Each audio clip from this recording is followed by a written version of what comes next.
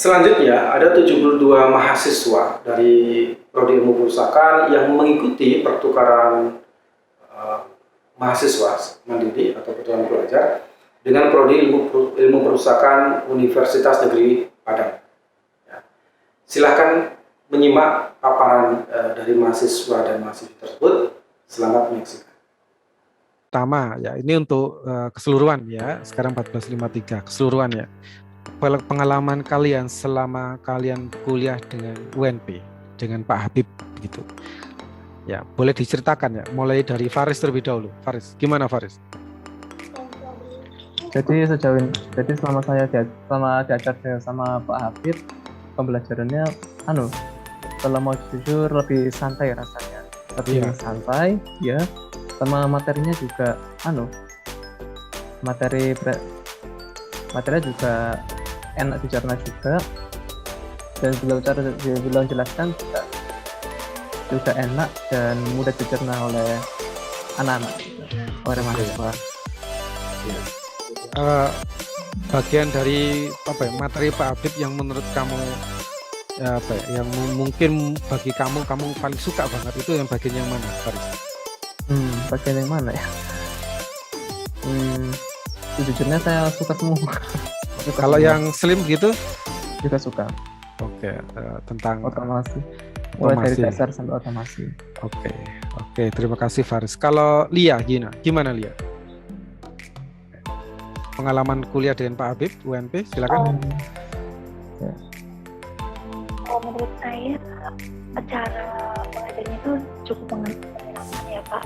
Terus pembawaan materinya juga lugas gitu, yang bukan yang formal banget. Jadi kayak lebih kayak ke sharing teman-teman gitu loh Pak. Jadi kita tuh lebih masuk gitu di Iya. Pak Habib memang masih muda orangnya. Lebih mudahan Pak Habib ya daripada saya ya. Masih sangat muda ya. Oke. Jadi Lia merasa apa ya? Sebenarnya kalau nggak pandemik ya, kalian tuh boleh loh kuliah di UNP ke kampusnya sana. Ya. Kita itu ada kerjasama dengan UPI sama UNP.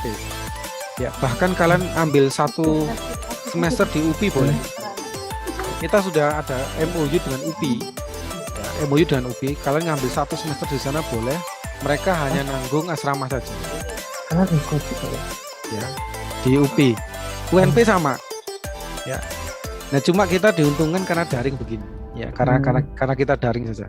Tapi kalau nggak daring, kalian punya opsi untuk kemudian ke UNP atau ke UPI. Ya, opsinya di situ ya. Menarik sebenarnya. Gitu. Oke, Trisna. Gimana Trisna pengalaman? Menurut saya pribadi, penyampaian materi Pak Habib itu enak, Pak. Materinya tuh dikemas dengan cantik gitu, Pak. Penyampaian lewat PowerPoint-nya tuh bagus, mendasar juga, mendetail, tapi jelas gitu. Terutama penjelasan tentang SLIM, kita langsung praktek gitu sama beliau, dan selama penjelasan materi pun beliau terjadi dialog gitu Pak antara Pak Habib dengan kita. Jadi kelas tuh berlangsung secara aktif. Itu sih menurut saya. Iya, betul ya. Jadi dua arah begitu Trisna ya? Iya Pak. Oke. Tapi memang sebenarnya kalau materi seperti mata kuliah ini ya, dan nanti juga ada mata kuliah otomasi ya, itu memang harusnya paling enak sebenarnya di lab ya, kuliah seperti pengatur TI begitu ya, di lab. Jadi terkait troubleshooting SLIM bisa langsung dieksekusi di lab gitu ya. Saya kira menarik gitu ya. Kira-kira Trisna tertarik nggak kalau suatu saat di semester 5, 6 atau 7 kemudian melakukan magang begitu Trisna? Magang MBKM maksud saya. Tertarik, sangat tertarik. Ya. Saya kira di Kemdikbud itu sudah ada penawaran MBKM ya. Tapi saya nggak kayaknya untuk semester 1 masih belum ya. Mungkin ada batas minimal kalau saya semester 3 itu atau 4 itu baru boleh daftar itu. Jadi pengalaman yang sekarang ini ya, saya cerita uniknya ya. Yang sekarang ini ada mahasiswa yang dia tidak kuliah ya, tetapi dia menempuh studi independen ada. atau ada mahasiswa yang nggak kuliah tapi magang. Ya, yang terakhir kemarin itu di Dinas Tulungagung. Jadi KRS-nya dia ngambil biasa, kuliah begitu, ada nama saya, mata kuliahnya begitu, tapi dia tidak hadir di kelas. Dia menukar dalam tanda kutip dengan pengalaman belajar di luar prodi di Tulungagung. Ya, ini saya sudah cerita ke 2020, tapi saya kalau cerita ke kalian itu hanya bisa sebenarnya hanya pertukaran pelajar itu pun karena daring ya. Tapi kalau yang magang ini, magang studi independen kan ada 8 bentuk MBKM. Itu kayaknya di semester 1 2 masih belum. Nanti di semester 4 5 itu potensinya sangat besar. Bahkan kalau kalian tahu ya, di tawaran dari Dikti itu sampai kalau ngikuti program itu sampai dibiayai hidupnya.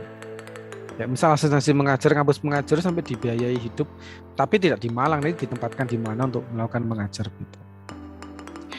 Mahasiswa ya 2019 itu ikut asistensi mengajar. Ya, ikut programnya UM ya, ditempatkan di SD Lab dan SMT Lab UM, itu UKT-nya dipotong 2.500.000. Ya, jadi ada kompensasi dari lembaga. Ya, nah pilihan-pilihan ini nanti selain pertukaran pelajar dengan UNP, ya itu akan menjadi saya kira tawaran menarik bagi kalian. Keluar ya? Ya, Iya, keluar sendiri. Kayaknya mungkin masalah koneksi. kalau Vio kemana Vio? Sebentar.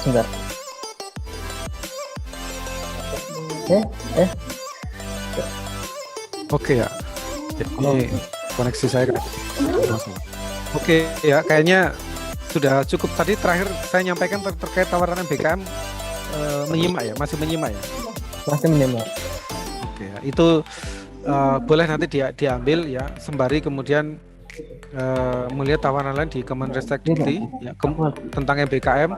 Terus kedua sebenarnya saya kemarin di email dari Dikti terkait dengan program Bangkit ya. Mungkin Trisna atau Faris atau teman yang lain yang kuat di bidang IT bisa ikut program Bangkit. Itu diselenggarakan oleh Google, Tokopedia, Gojek. Jadi nggak perlu kuliah di UM, tinggal KRS biasa saja. Nanti ngikuti kuliah di Google-nya begitu ya. Ya, nanti itu hasilnya dikonversi ke KRS yang diambil di semester berjalan. Cuma saya nggak detail lihat syarat program Bangkit ya. Saya kemarin awal Januari, Februari itu ada mahasiswa saya semester 6 ikut program Bangkit. Dia nggak ikut kuliah, tapi hasil program Bangkit itu dikonversi ke mata kuliahnya. Gitu. Ya, namanya program Bangkit dari Google, Tokopedia, Gojek gitu ya. Materinya tentang komputer. Tentang komputer. Oke, gitu ya. Ya, saya kira sudah cukup paparan testimoni dari kalian. Saya ucapkan terima kasih Trisna, Lia Yuna, Ahmad Faris. Tadi Fiona nggak masuk tadi ya. Oke, saya ucapkan terima kasih ya. Ya, saya akhiri. Assalamualaikum warahmatullahi wabarakatuh. Waalaikumsalam warahmatullahi wabarakatuh.